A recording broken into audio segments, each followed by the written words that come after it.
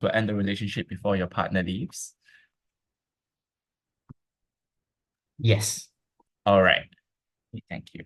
So I believe everyone knows the ground rules. Congratulations to both teams for making it this far into grand finals. Unfortunately, we have to now do the painful task of picking the champion. So without further ado, for the motion, this house will end the relationship before your partner leaves. Well, oh wait, actually before that, I have to check if my panelists are here. I almost forgot. Is Alicia okay? Alicia's here. Is Ayodele here? Yeah, so Ayodele. I'm here. Okay. Is Camilla here? Here. Is Raymond here? Okay, Raymond's here. All right. Okay, without further ado, welcoming Prime Minister. Here.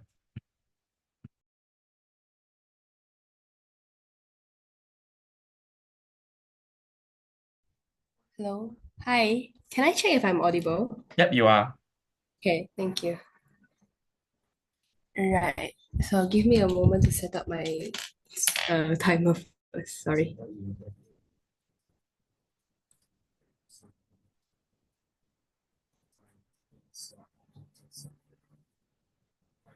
Okay.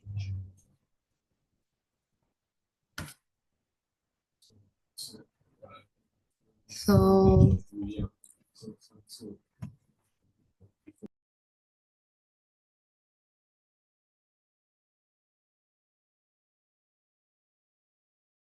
You're muted now, by the way.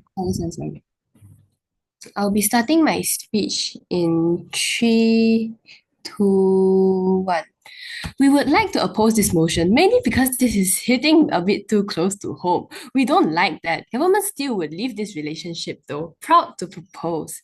Our setup here is a twofold, right? So firstly, on relationship, we think two things. We think firstly, commitment issues. It likely means that they weren't that faithful to the past lovers, that their eyes wandered or like they ghosted their past situations, etc. Meaning that there was a point where they weren't fully able to commit. We think this is significant whether or not they have ever exhibit this kind of behavior on you then. So secondly, they are your first love, meaning that it is something that the average person is likely to see as important. However, you're not your partner's first love, but right, as seen as from the motion, they likely have past relationship, meaning that if they do prioritize the idea of first loves, that they may prioritize this relationship less in comparison. Thus, there's an asymmetrical importance placed on this relationship. Moving on to my second part of setup then on going overseas. We think that it means that you have to engage in a long distance relationship, that your relationship would be majorly online, meaning you can't do things like physical touch or be intimate with with each other, and you're not regularly exposed to one another. What does this mean then? It means three things. Firstly, your relationship will be affected to some extent. A long distance relationship is hard, right? And it's really impossible to argue that everything will still be perfect when your partner is 3,000 kilometers overseas. For example, you may experience conflict and not be able to resolve it face to face because it'd be easier to block or ghost them or to leave them on read, right? You may feel simply alone and isolated without a partner. You're able to physically touch and be with, right? It's the same reason people feel systematically isolated during times like COVID because online relationships fundamentally are less fulfilling than physical ones. Secondly, even if opposition says that it can come visit you sometimes, we think that this still requires effort that may significantly be harder to put in the throughout the course of the relationship. It requires work that some people may not be willing to put in. Thirdly, it's also just significantly easier for your partner's eyes to wander because if they do choose to be unfaithful, they don't feel immediate consequences of you scolding them or wanting to break up with them, etc. They go to a new environment without your presence then. So what's the opposition's burden here? So moving on to my one argument, which I'll be answering four questions here on why leaving the partner benefits the person, the actor here. First question: why is it likely that they will live in the long run regardless? People seldom change, right? Meaning these people, people are like prone to repeat their past actions. It's a simple idea. Where your partner has a history of leaving people and not committing, it is less inclined that they will change because it simply isn't like in the human nature to do so. Like you can't just change your personality overnight then, right? Even if they have changed, when they actually enter the relationship with you, the fact is it has once happened. The fact that it has once happened sets a precedent that it could happen again. And you're not his first love, nor is there anything particularly different about your relationship that bars him from doing so. If commitment and fulfillment was a deterrent that they cared about, they wouldn't have been unfaithful in the past, right? So answering the second question then on what's likely going to happen if I stay with them, the relationship is more likely to go through huge struggles or to end up because of like the fundamental changes that are occurring to your in your relationship. Means that they could leave me or I could leave them, right? So yeah, I know it's my first love, but understand that if I do choose to stay and they do end up leaving, I'll likely hate myself more when they leave me compared to when I leave them. Two reasons for this. Because when I leave them, I have the security knowing that I was the one who made the choice, right? I chose to leave them and protect my own peace because I made the rational decision to do so. The reason that it's rational is because if I'm his first love, the comparative is that I'm more attached to him than he is to me, simply because the impact he left on me is far bigger. Secondly, then on the reason that I'll end up being worse off if they leave me is because the self-depreciating that thought I'll have after I let him leave me is likely going to be worse. I'll say things like, oh, I should have known this far earlier on, or it's like, oh, I wasn't good enough for him to stay then. So thirdly, the bottom line is that the way I feel about myself after I leave versus after he leaves me is significantly different, purely because I was the one who consciously made the choice after deliberating, right? I'll also likely have many doubts during the relationship if they were to leave me first. This means that I'll sit down in my bedroom every night wondering like, oh, why isn't he replying? Or why did he use two smiley faces instead of 10,000 or something? This means that whenever I think about him or the relationship in general, I think about it extremely negatively. Third question here, on what is the risk of leaving them worse than the chance of them staying? A relationship that ends on good terms is likely to leave you less bitter in the long run than one that ended on the bad terms, right? Because you understand that neither of you that did absolutely nothing wrong, and that it was just a better decision to make. You do not feel wrong as if there is an injustice, right? If they cheated on me and I don't get closure for it, which I'm not likely to get, it's more likely that I'm going to be bitter and hurt for a longer period of time then, right? If they leave me Fine. because they found a better person, no thank you, because they no longer feel the passion and the fire, the impact on me is significantly worse. But why is it likely to end on good terms? If they really did care about me enough, if the relationship was committed and fulfilling, they'll understand that the decision that I've made was to protect myself. And even if they are mad, it will be likely to pass as it's likely that we are going to be good friends afterwards. It's a valid hallmark to a healthy relationship. It's just for me it's the valid hallmark for a healthy relationship is the ability to live it then, right? So if they get extremely mad and start like yelling at me, that's fine too. I know that I dodged a bullet because they weren't able to make up for the fact that their past relationships were the one that caused me to distrust them in the first place. The bottom that line here is if it ends well, it's good for me. If it ends badly, that's fine too because I know I made the right decision. Fourth question here on why is it better that it hurts now than later, which is a comparative. I mean, it's simple. You are prepared for it. You called the relationship to be off, meaning you are likely mentally prepared for it. Yes, to a certain extent, we concede that it may hurt because you so very much love them. But on the contrary, when your partner leaves you all of a sudden, it catches you off guard, and even if you know this partner has some commitment issues, when he actually does, you're still likely going to be like, oh, he cheated on me. So for all these reasons, so very proud to propose.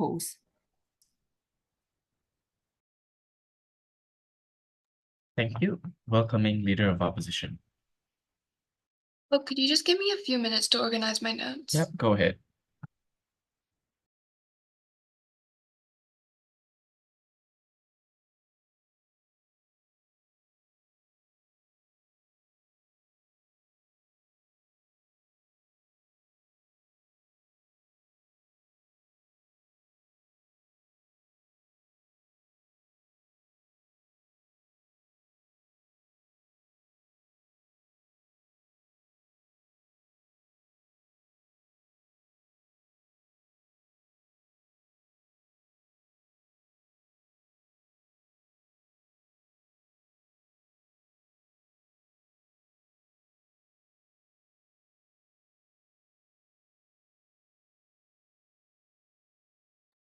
Okay, am I audible?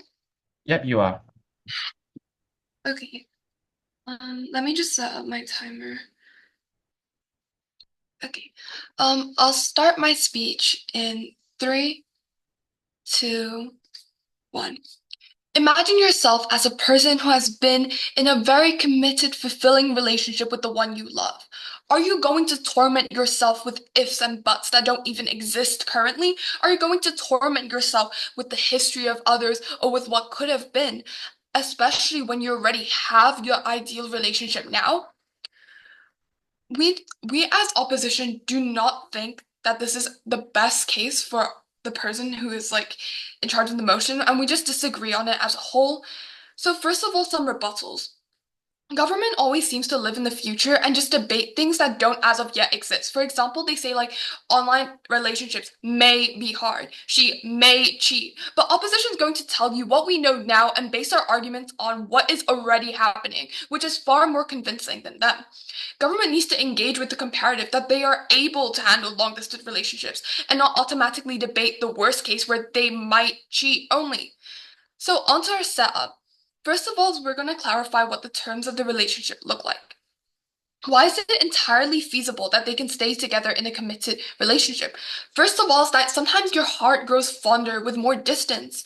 Imagine missing the person. Like, I think when you are far away from them, you will start to appreciate the qualities and genuinely enjoy the time you spend with them, no matter how little it is, because you're able to realize that this person isn't by your side and that you can't take them for granted.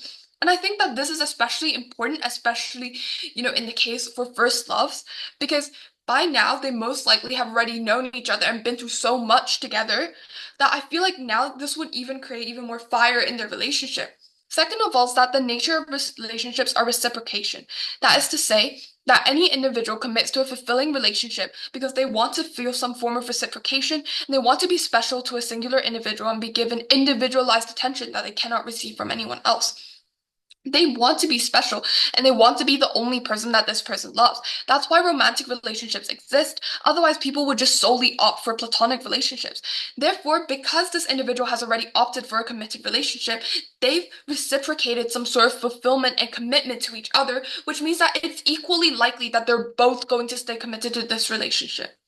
So what does commitment issues mean? Commitment issues could have a, oh, okay, sorry, moving on. What is this person? This person is your first love.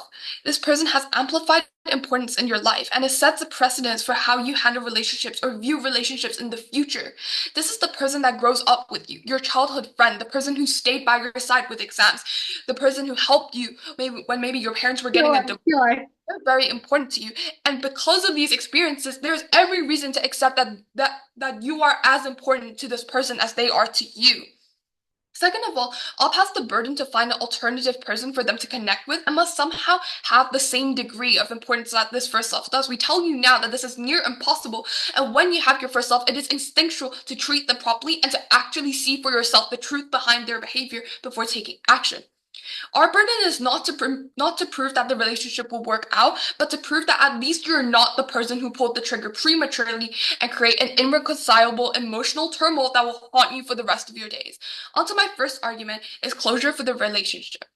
On both sides, breaking up with the partner is a symmetrical possibility. Either we break up with them before the holiday, break up with them after the holiday, or not break up at all. If you break up with your partner because of their history, you never actually got the closure or the evidence of whether they will actually break up or whether they'll actually cheat on you. Which means that you're basing your opinions on unfounded beliefs that are not proven.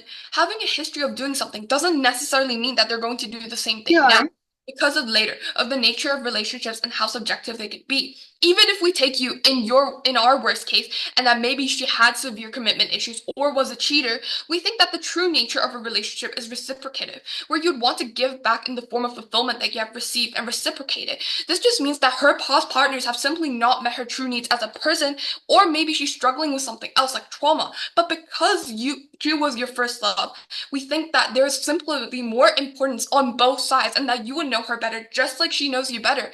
And we think that it would be remiss to break up in a committed, fulfilling relationship, which is a guarantee, for a possible suspicion that they have cheated or have commitment issues, which is simply a far off probability. The info slide also states that they're ready, committed, and fulfilling, which means that she is probably acknowledged of how much importance that she is to him, and therefore how he has and so far as she hasn't shown any commitment issues with you as of yet. Second of all is that there's realized suspicion. Note that it's only when you think that you can't trust your partner or when you expect them to cheat on you overseas that your suspicions overwhelm you and you're no longer able to trust them. This scenario, when you break up with them, happens not because you find out that they've cheated you, but because you think that they do, which means that you've always had reasons to mistrust your partner that were unfounded. That's a reason for you to actually break up, because only on our side of the house that you can realize that you couldn't bear with them being away from you because you can't trust them, which is a hallmark of a toxic relationship. The delta is on their side of the house. You don't even know if you're okay with long-term relationships or whether you have unconfirmable suspicions, which means on our side, not only do you know your partner better, but you know yourself better, and that's the important thing. Third of all, you find out that they're cheating, which is possible. You can find out they're cheating, which is for a multitude of reasons. For example, there are resources that allow you to, friends nearby. We still think that this is fine because you actually try to have that relationship and you're fighting for your love. And at least on our side of the house, you don't have any regrets and you don't torment yourself with the idea of what if or what happened if you stay in the relationship. Note that the reason why you broke up with that individual was out of your control. It was for arbitrary circumstances that you could never dictate or that forced you to sacrifice the emotional want and need for love. You feel as though you have made a self-sacrifice for your own good that you never really wanted in the first place. That you are likely to blame yourself in the future from separating with this individual that you've already put so much trust and so much experience in them, and we're willing to shatter it all for just the mere what if that never even happened in this current relationship. It means that you become extremely emotionally vulnerable. And note then that this leaks back into your life. The way you approach school, the way you approach activities, the way you approach your friends. You're constantly tormented by the idea of what if they weren't breaking with me? What if she was the one? You are likely to isolate and further entrench yourself in a cycle of depriving yourself of basic human needs like intimacy or contact. But it also means because you self-blame, you are unlikely to seek external forms of support. It means that you are less likely to talk to your friends, less likely to talk to your parents or other people that try to help you because you are the person that pulled the trigger on your relationship and they only have yourself to blame. Furthermore, your mental health spirals and it makes you feel very, very sad and depressed. And with all of these reasons, we think as opposition that if I were the person, I would base my facts on actual facts instead of breaking up with them rashly with just a what if. And with that, I'm proud to oppose. Thank you, Leader of Opposition. Welcoming Deputy Prime Minister.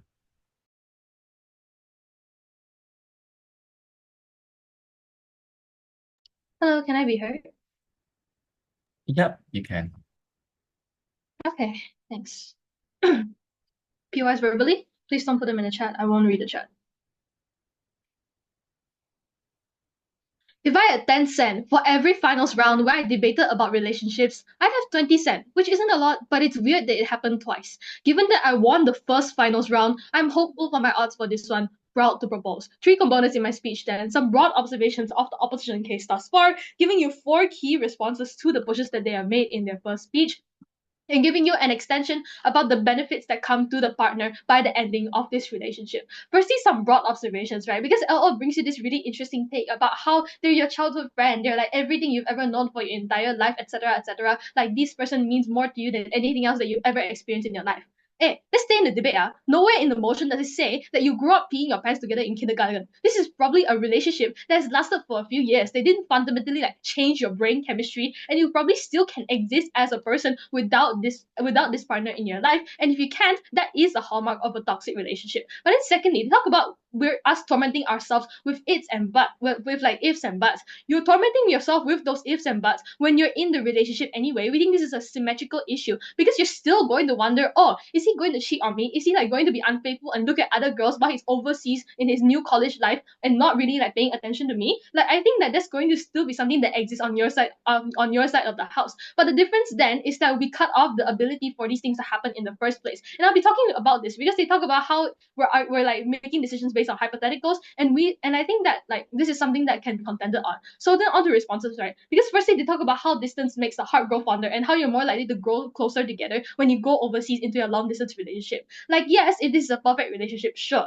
We tell you that most relationships aren't likely to play out like that in real life. That even the relationships that were perfectly alright before long distance relationships also will suffer to some extent because of the distance and the time between you guys, because of the fundamental differences in like interacting with them physically and interacting with them online. The fact that you can't kiss or hug or touch them is also something that plays into it. It's the reason why so many people felt isolated during COVID, because the online relationship is fundamentally not the same as a physical relationship, and you have to contend that there is a difference. But then thirdly, on debating based on things that don't exist, yes, my friend, that is called thinking of the long term. If you live in the now and immediate moment and only make choices that are good for you in the short term, you are setting yourself up for long-term hurt. It is why people will show you messed up lungs and holes in people's throats to deter you from smoking. Because even though it feels good now, you will end up eventually with lung cancer. When you think of the long term here, in the sense we're thinking about how the partner might eventually change and grow throughout this relationship, based on the past precedents that they have already shown you that they are likely to do so. This is specifically what makes this a better decision overall for the person, overall for their partner. They also talk about how the breakup will hurt you. This is the fourth response. And you won't have closure on whether or not they'll actually cheat on you. I'm not even trying to strawman this, but this is basically the equivalent of saying, okay, but the snake hasn't bitten me yet, so I should pet it. I want to flip it and say that it would uniquely hurt more on opposition because it's just a really sus push. Would breaking up with them after they cheat on you hurt less? When all of your worst fears and all of your insecurities are realized and you find out that it's true, that you really aren't good enough, that they never loved you as much as they promised, and that the fact that you were in such a long and committed relationship for such a long time wasn't enough for them to outweigh over some short-term pleasure?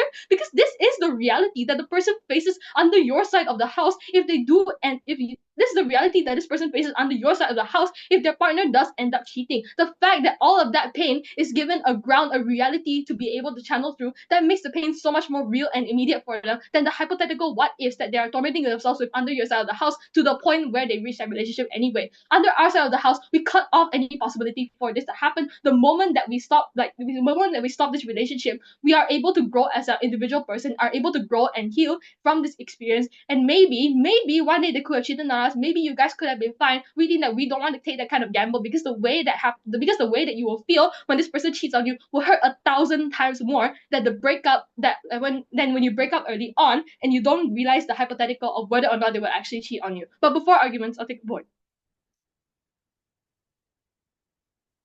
Okay, if there's nothing, I'm moving on. Firstly, on the benefits to the partner, right? And how your partner can benefit. We tell you 3 layers to this. Firstly, because they leave a relationship that may eventually not serve them. If you care about commitment and your partner doesn't, then this is likely, or your partner is less inclined to do so, then it's likely that this is a fundamental misunderstanding in the relationship that both parties don't agree on. Even if it hasn't caused problems while they are still with you. We tell you in first how doing things like going overseas and being engaged in a long distance relationship can fundamentally change this, and the ways that your relationship change when you aren't able to see each other physically and touch each other physically anymore is going to affect your relationship. When your partner is off on your own and they're an individual person without your presence, they might want to have a relationship outside of your partner, and you're not wrong for that unless you do it while you're still in the relationship. Also, generally in a long distance relationship, it's really easy for the relationship to turn toxic, for there to be fights and misunderstandings, and for you to forget why you even love your partner in the first place because they're not there for you, and it's so much harder to remind yourself why you started loving each other to begin with. We think this is a more likely outcome than the utopia that leader of opposition wants to push to you. Before that, I'll take a point.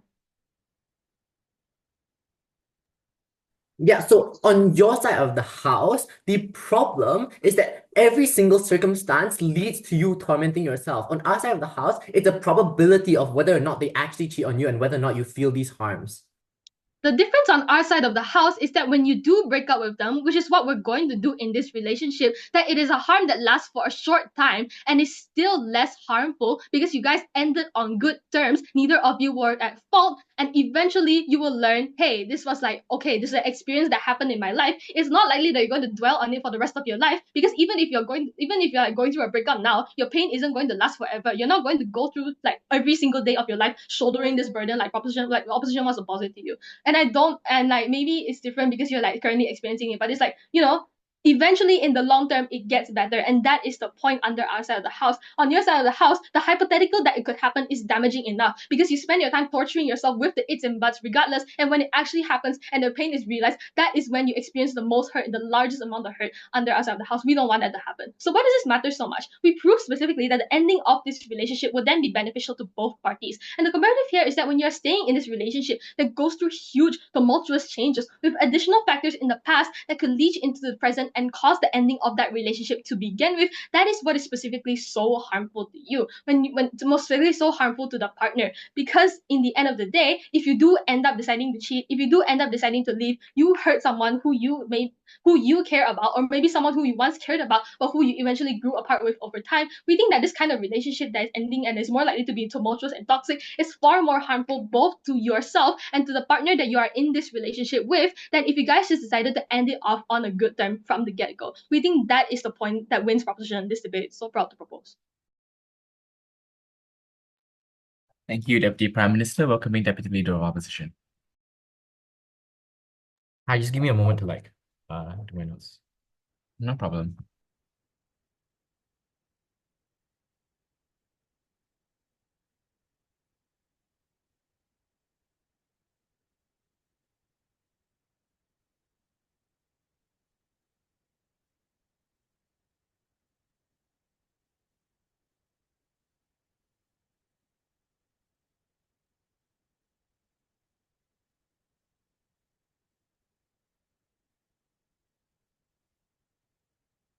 Am I audible and visible?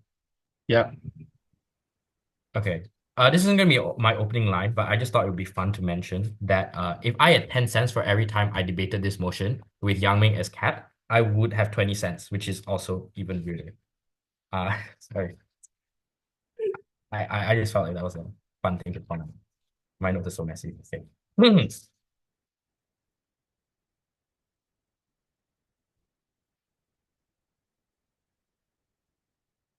Side government is a team that at the first sign of difficulty in your relationship, you would give up the person that you dedicated your life to. You would give up the person that showed you the first amount of love and affection that brought you genuine satisfaction. That side government chooses to be the victim of teenage commitment issues that may have developed and that may have passed away, that may have already gone in the future. They choose to be hung onto that. They choose to pull the trigger prematurely because they are afraid of what may happen. I think we won on the best case and the worst case scenario. It's extremely easy to prove to you how. Before I move on to three clashes, two extraneous responses. Firstly, I'm sorry that side government clearly has never had a first love before because they misconstrue our entire characterization by being extremely uncharitable. They say your first love is something that doesn't mean that much to you, but note, love is an unquantifiable benefit. So what that means is this is the first person that held your hand while you were on a movie date, for example. This is the first person that hugged you or gave you your first kiss. This is a person that you care about immensely simply because they were the one that showed you affection the most. They were the one that you could lean upon during an exam period that was extremely stressful.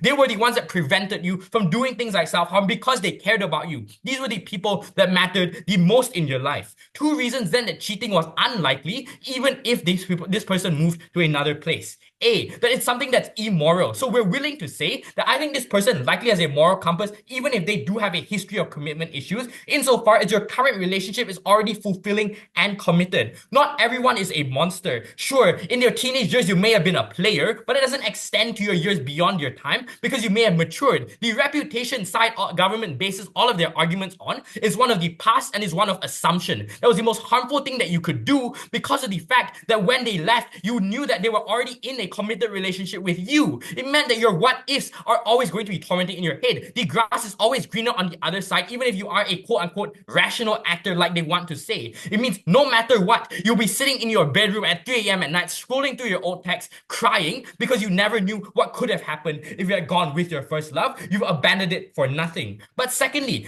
note that cheating is an activity that's heavily stigmatized by things like your friends, your family, right? When your mother asks you, how is your girlfriend? And you have to answer, oh no, I broke up with her because I was unfaithful. That's something that brings you a lot of harm, right? Social isolation, Sure. like drawing flack from your family. These are things that you likely want to avoid. And it means that you're not going to be ogling every single girl you look at like they want to point out to you. But secondly, I want to clarify the burden on our side of the house, because it's not to say that this relationship is 100% going to work out in every single case. It's to say that we just don't want to shoulder the burden of being the one to pull the trigger first, that we want to see things like proof, that we want to see things like, we want to see how this relationship turns out, so that we Why? know that when it ends, we're able to get closure from it. Before I move on, I'll take the POI. If cheating was stigmatized so heavily, they probably could and would hide the fact that they were cheating. I wouldn't tell my mother that I cheated on my girlfriend. Okay, sure. I'm going to prove to you how even in the very worst case scenario where you do cheat, you're still better off on our side. Right. First clash then on can this relationship succeed? 3 structural reasons why long distance relationships are still able to work out on our side of the house. A, that distance does in fact make the heart grow fonder. It's not what side government tries to like play off as like nothing much, right? It's the fact that you always look forward to the next time you meet this person. That every touch that you share in the moment now becomes infinitely more special. It's the fact that the care that you show this person in the past, or the fact that you did kiss them, became so much more special in your memory. You grew fundamentally more attached the moment at which you didn't actually see this person. Your weekly calls become something that you look forward to every single day, and it means that you still have emotional attachment. It's like this person is just going to go away and say, oh, actually, I don't have a girlfriend anymore, insofar as this person is still an active thing in their mind that they're going to miss, insofar as they were in such a fulfilling relationship with them. But secondly, the reward for getting past this long distance stage is much greater than the process itself. So that is to say, once this long distance relationship ends and this person can come back, this is when you've already crossed the ocean with this person. You've had a relationship with like 2,000 miles of distance between you. Your relationship is then going to be much, much stronger in the future. And then this is something that you look forward to as both actors, insofar as it was likely the best one that you've ever had, because as they concede to themselves, this guy has had such a large impact on you, you probably don't want to leave him in the first place. But lastly, I want to point out that you're not just going to stay with this person if they are so toxic as they point out to you. We didn't have to defend never breaking up with them. If they were so toxic or they just ghosted you entirely, I don't see why we wouldn't, right? Because there's equal expectations in a long distance relationship. You have to text each other. You have to call each other on a weekly basis so that you maintain that intimacy. If they didn't keep up that part of their contract, I don't see why you had to stay with them in the first place, or why that was a harm that we had to shoulder. Before I'm going to move on to the second clash then, onto regret. Because note, they literally concede in both of their speeches that the impact this guy has on you is big. Right. I want to talk about this idea about how you feel bad about yourself, right? Because this is something they bring up to you in second and in first. 3 things under this. A, I think the harms are extremely symmetrical, right? On their side of the house, you break up with them prematurely. You always wonder what if. The demon is going to watch over your shoulder every single day, and it's going to be something you think about for a very long time, insofar as you're always going to be wondering what happened to this quote-unquote perfect relationship that you thought you could have. This is when you sit in your bedroom, you cry, and you read your old text. It means that there's no difference between the guilt that you face on either side. But secondly, then, how do we flip this idea? Because they tell us it's a rational decision and therefore you feel in control of your situation. I'm here to tell you it's actually not.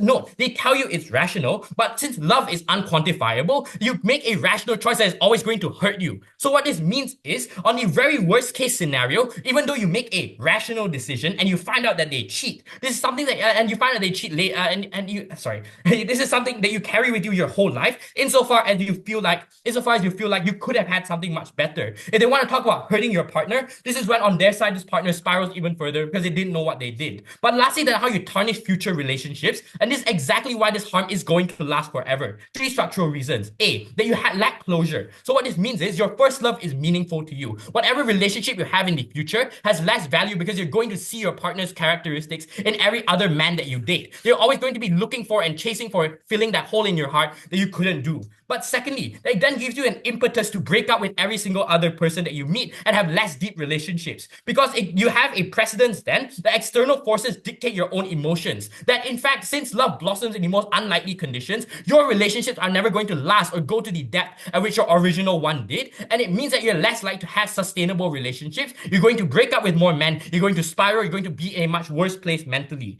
But lastly, is the fact that you're going to self-blame for your lack of relationships in the future due to this toxicity. And as Caitlin already tells you, the fact that you self-blame means that you don't go to things like therapists. You don't actually resolve any of your emotions in the first place that made you that tormented you after your initial relationship. You become a much worse partner and you blame yourself for it. You never once thought to consider whether the grass actually could have been greener, whether you never actually take the risk and you are always the one to be scared. Opposition, far-side government was too afraid to face the reality. For all these reasons, Thank you. Deputy Leader of Opposition, welcoming Government Whip.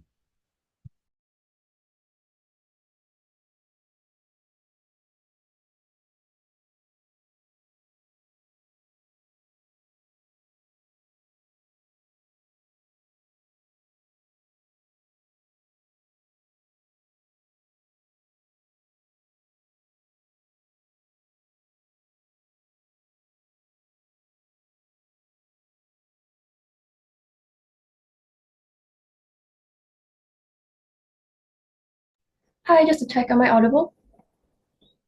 Yes, you are. All right, great.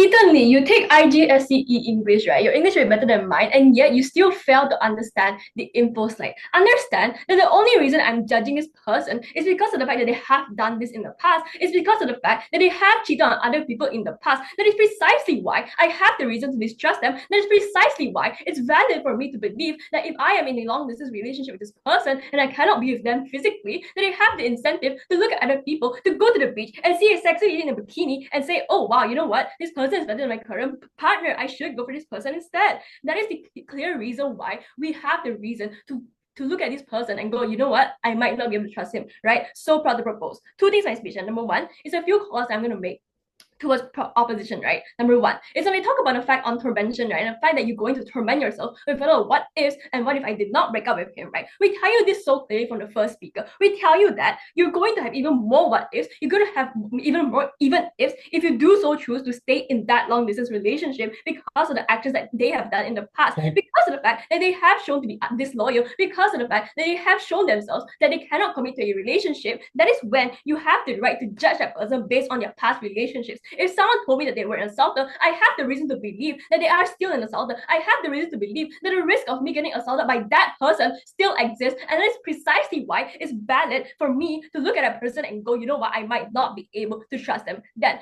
secondly, they tell us that we're being uncharitable because we assume that this person has no impact on our life.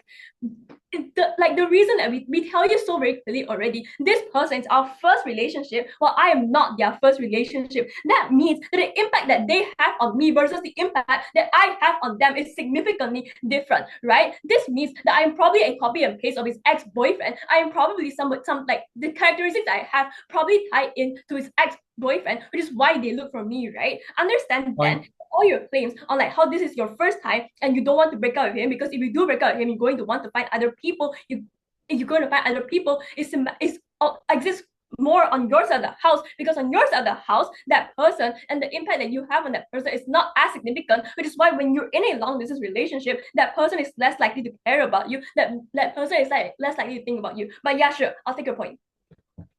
If this person is so toxic and unfaithful that they'll see some random girl in a bikini and cheat on you, why would that not have already been a red flag in the status quo and you can just break up with them already? Right, literally, because I am already with that person, which means that the leeway for them to cheat on me is like barely existing, right? If I am in a long distance relationship with that person, I am in Malaysia and he is in like the UK or something, it is very, very difficult for me to tell if he is cheating or not. But if he comes home every single night to my bed, if he comes home every single night, eats dinner with me, that gives him less room to cheat, which is why they haven't yet. However, the risk that exists when they go long distance, when you cannot see them every single day, when you have no way of knowing what they're doing because of the fact that they're far away, that is when you know that there is a risk of them cheating on you because they have done so in the past. Please read the info slide. All of you go to international school, your English is better than mine, and yet you cannot read a damn info slide, right? Moving on then, the biggest clash on like the long distance relationship, right? So what did opposition tell you then? They tell you number one, that like you're going to appreciate them more when they're far away and the heart grows fonder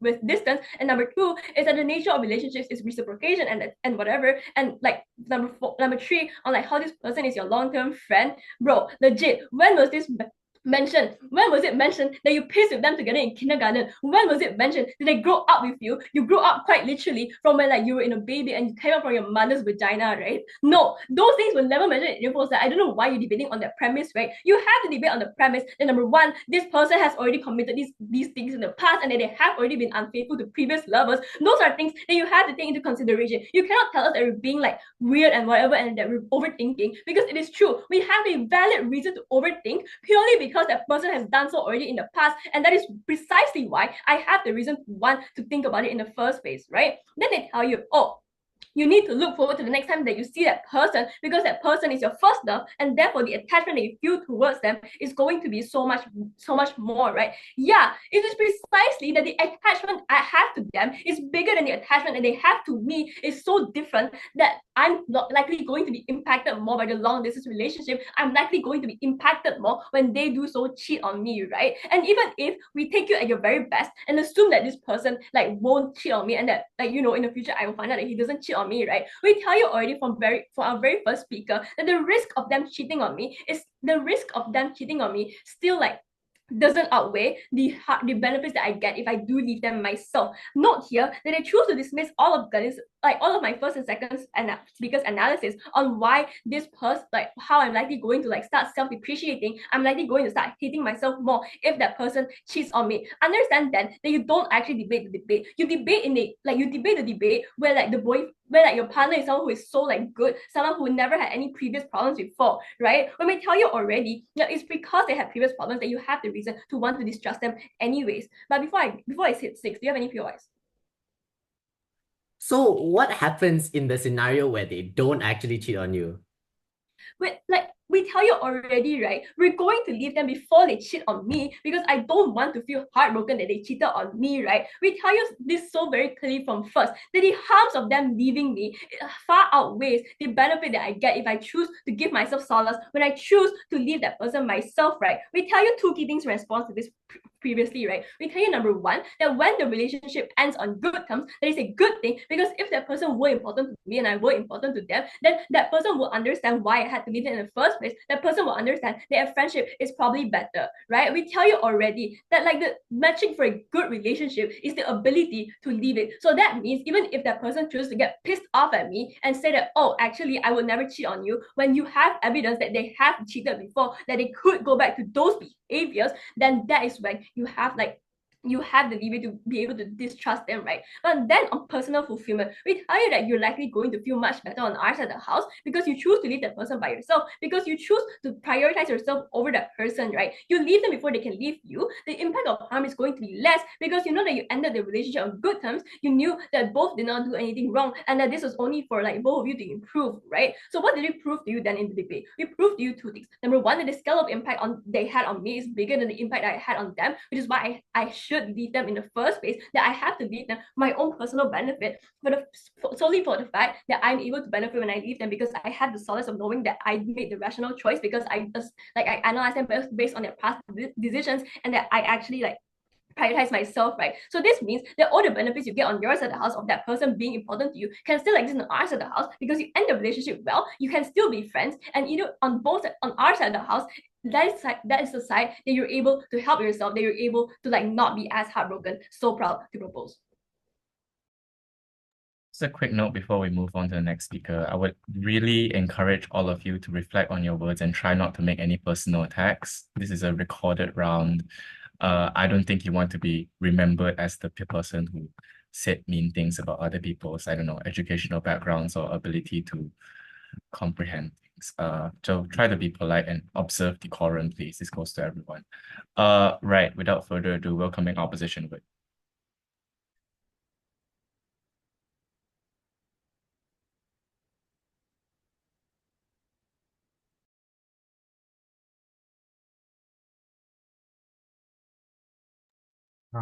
Yeah. Oh, before I start, shout outs to whoever, Jonathan, Victor, Anna, whatever. And please add.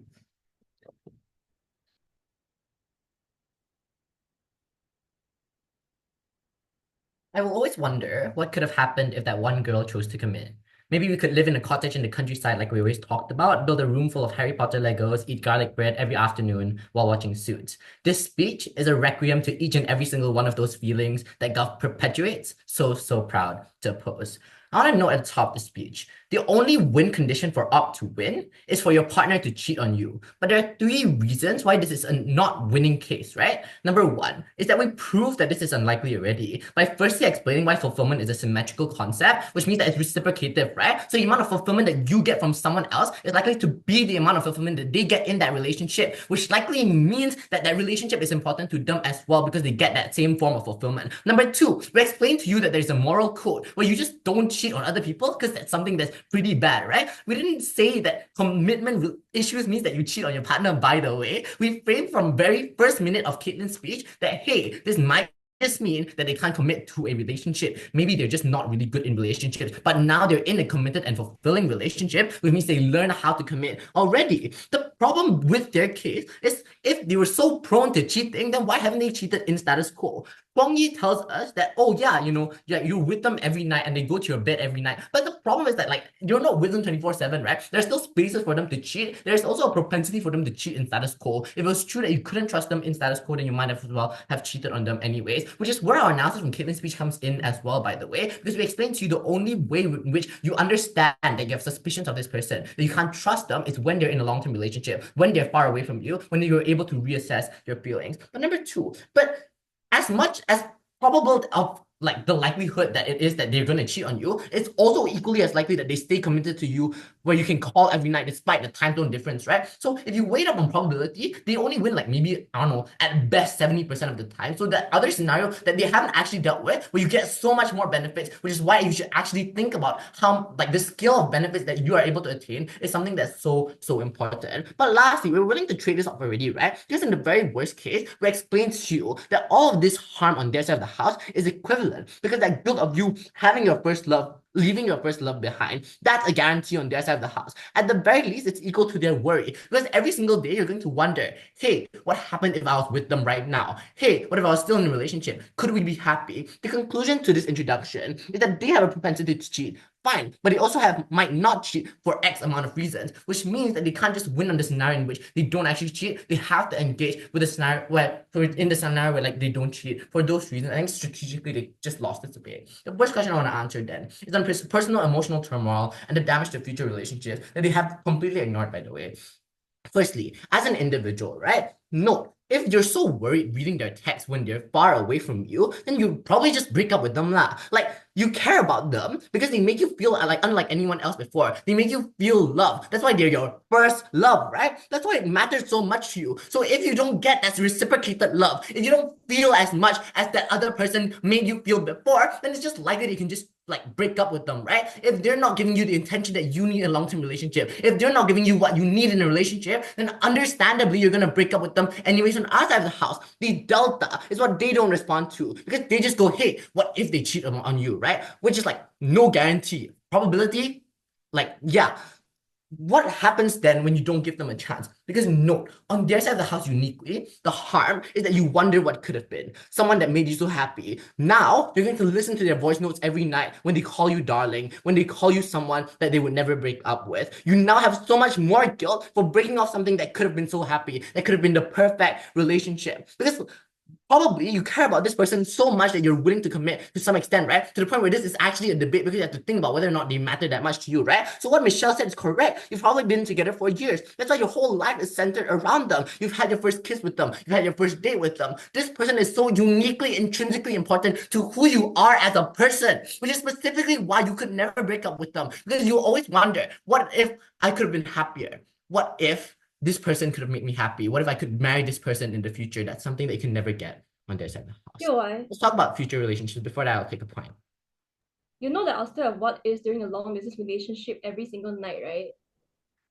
Okay, but number 1, we explained to you if you already have these suspicions, now you can find out that you have these suspicions. But number 2 is also the fact that they actually have to give you attention, right? If they're not texting you, if they're not calling you, then probably they're just a really bad long distance partner and you can break up with them after they leave the country, right? The delta you don't get, you just give me a calm down. The delta on what you don't get is that guilt, right? That guilt of wondering what could have been, that guilt of maybe that I could have been happier if I actually stayed with this person. Let's talk about future relationships that they never actually deal with. Ethan gives you 2 very, very important things. Number 1, you're never going to find someone that makes you that happily ever again. Which note was also their burden because they had to prove to us they're going to find the same amount of happiness the point at which you break up with them. Otherwise, in terms of utility, you're always going to be far worse off the point at which you're really sad on the probability that maybe maybe they might have cheated on you and made you really sad, but they don't actually prove how you get back to that form of happiness, right? Which means you're going to look for your ex in the eyes of every person you date in the future, right? You're never going to find the same amount of fulfillment because you gave up something that could have been perfect. But number two is that now you create precedents for external circumstances to dictate your emotions, right? You create an impetus to break up at the slightest convenience, to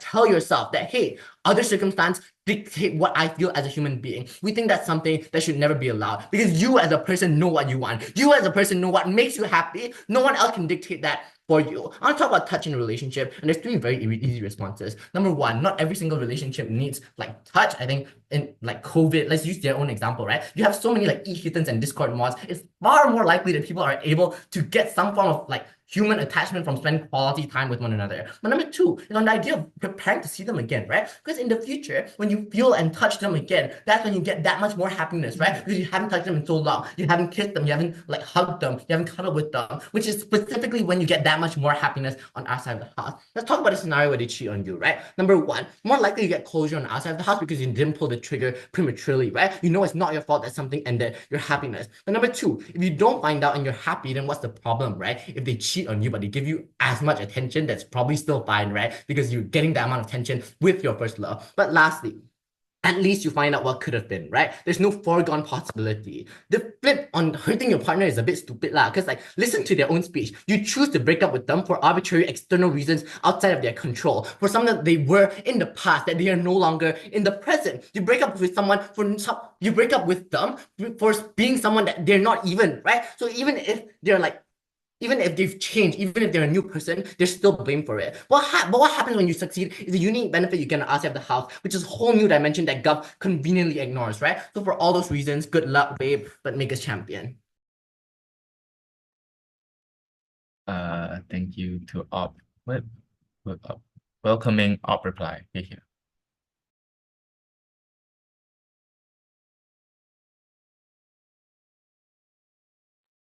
Yeah, I don't know what just happened.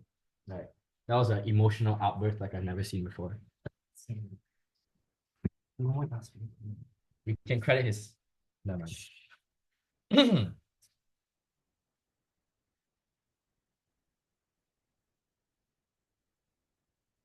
I think Psy government's case can be wrapped up in 6 very simple words. Not very mindful, not very demure.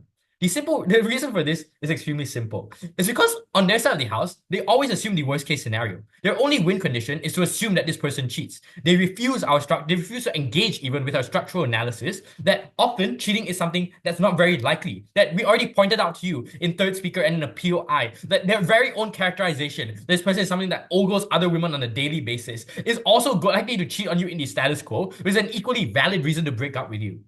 Side government makes the worst mistake they can possibly make in this debate, which is to ignore half of the arguments we give you because they claim that they quote-unquote frame it out of the debate when in reality it's them being afraid to engage with our analysis, just like they're afraid to engage with their partner on their side. Three things I'm going to do in my speech. Firstly, on 2 strategic callouts. Firstly, on their lack of engagement, right? Because note, we gave you 2 arguments that went unresponded to. Firstly, that you're likely to spiral into a mental health disaster of what ifs and what could have happened. As Aitan very clearly shows out to you, these kinds of relationships or these kinds of breakups are the ones that hurt the most insofar as you're always considering what you could have done with this person. But beyond that, Caitlin already tells you that since you're likely to do things like opt into self-blame, that you don't get yourself the help that you need. On our side of the house, when you find out this person cheated on you, you no longer blame yourself. You go to places like therapy or you consult your friends for help.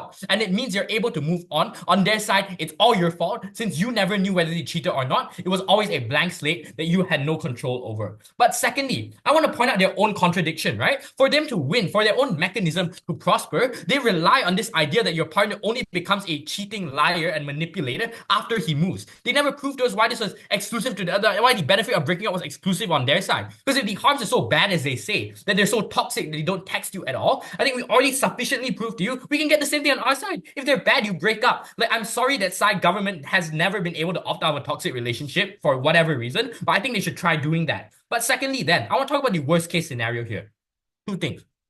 Firstly, let's talk about what if they do cheat. Sure, no harm is done on their side of the house, but the problem isn't on their side. You never know. Sure, you have suspicions based on some reputation from the girl you dated when he was 15 years old, but that's all that you have. It means that on our side of the house, what you're still able to do is you have closure. You have certainty that this person genuinely didn't love you, and it allows you to have the capability to move on, even if it means you feel vengeful towards that person. So what it means is you're looking for new people that are going to treat you better. On their side of the house, what happens if they don't cheat? It means that you're always going to be plaguing yourself over whether they did or whether not. Then no matter what happens, you will always scroll your text. You will always want to listen to those voicemails where they call you all of those pet names and whatever. But on the comparative then, on our side of the house, what you're able to do is you're able to offer this person a lot more closure than they would have gotten normally. That on our side of the house, you're able to access things like friends, like family, who are then able to understand your situation. On Gov's side, you self-isolated. But lastly, I want to talk about the future. Because no, this is an argument they refuse to talk about for God knows what reason. Because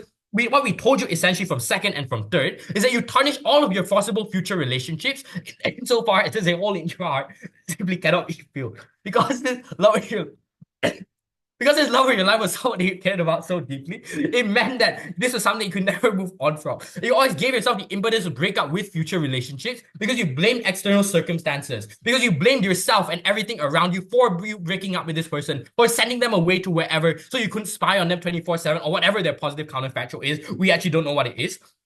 And that was on side government where you didn't get any fulfillment in the first place. You tossed away a fulfilling, committed relationship for this potential benefit of just breaking up something that wasn't even problematic in the first place. What we did on side opposition was prove to you how even on the worst case scenario, we're able to weigh them out. How on the best case scenario then, we maintain this relationship that the further your distance grows, the fonder your heart grows. For all of these reasons, you can take us hot to go.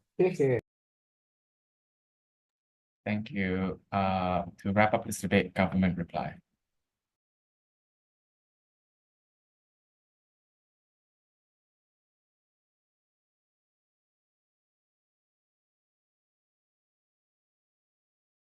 Okay, can I be heard? Yes, you can be heard. Okay, great. Unlike what Ethan Lee would like to claim, I do have a first love. While I do not personally assign as much importance to this metric, I think that the average person would rather eliminate the torturous ifs and buts that exist symmetrically over the subtle what could have been that eventually disappears when I remember that this pain will not last forever, that I will be better, I will be okay again. We think that the average person is likely to believe this over waiting and seeing if their partner is going to cheat on them. First of all, understand that this is an actor motion. All of this rhetoric about moral standards and giving people second chances doesn't matter when someone is paranoid about getting cheated on, because insecurity doesn't care about fact or reason. It is something that intensely infiltrates every aspect of your life, that targets every single flaw and inadequacy that you feel you have. People are inherently irrational and make irrational decisions. All this push about objective moral standards do not apply when it's about an individual person with irrational feelings.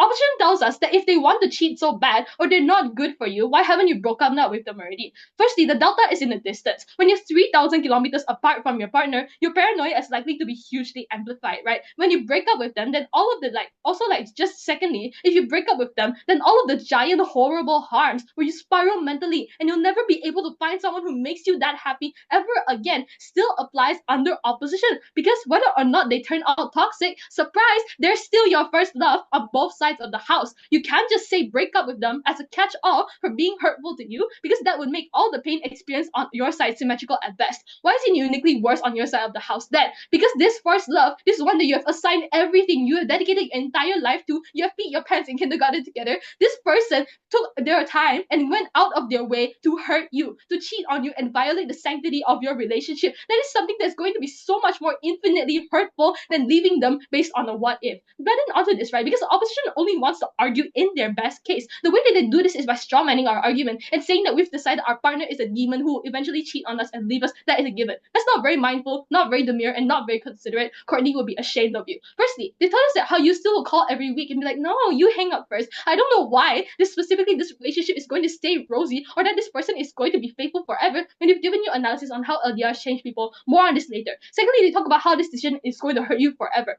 I don't know if you're fresh out of a breakup, but I kind of am, on good terms. And even I logically know that this pain isn't going to last forever. That this hurt I carry with me is not going to be this painful forever, and eventually things will get better. We think that is what the average person is inclined to believe. Contrast this to government, right? Because we do argue in our worst case where the relationship is perfect and your partner doesn't cheat. Even if they call you every week and reassure you that they love you and they text you 1,000 smiley faces every night, there will always be that persistent thought in the back of your mind. Because your insecurities don't care about fact or reason. They exist based on your own personal pain and perceived inadequacies and are always fueled by the worst case scenario. Meaning that if you know that your partner has cheated on their partners in the past, that they are inclined to cheat on you too. And this is amplified by the fact that maybe you don't think you're good enough, that maybe you don't think that you're pretty or hot, and you don't have a bikini body. But also logically, I just don't know if the relationship will be perfect under opposition regardless. Let's bring up the LDR analysis again briefly, because the opposition pretends not to hear this.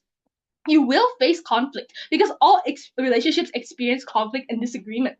The difference under long distance relationships is that you cannot resolve it face to face. It's easier to just block or ghost or leave them on read than to sit on a video call and actually talk things out. It's much easier to run away from accountability or be able to salvage a relationship. Distance just amplifies the conflict and like the ability to cheat in a relationship by 100 times. We have proven this to you again and again. You can't just disprove by saying nah. Sadly, the deterrents for cheating don't work, right? Because if you talk about how you love this person, we give you so much about how this should just not be enough, how huge changes fundamentally change people, and also just because you love them doesn't mean that you've decided to suddenly be a faithful partner forever, especially when you've had precedents of doing it in the past. They also talk about this really funny claim about how cheating is socially stigmatized, and if you tell your mom that you will cheat. Genuinely, in what world would I go to tell my mother, Mommy, I cheat because I see a hot girl in a bikini? That's just not how it works, right? If stigma was a large enough incentive to stop people from cheating, a lot less people would be cheating. Also, you can end a relationship for any reason. I don't know why opposition makes it something so harmful. If I leave when you even Billum cheat on me, right? Why am I like in the wrong here if I want to break up with my boyfriend? My friends and family aren't going to isolate me just because I made a sus decision. They're probably still going to love me because they care about me. So yes, maybe I could have had a perfect fairy tale relationship with the love of my life, but at the very least, flowers to grow through concrete. This pain will not last forever. I don't know what red wine supernova actually means, but yeah, that's my closing line. All right, thank you everyone. Hope everyone had a great debate. Please wait in the main hall for the verdict. Thank you so much. Thanks for the round. OC.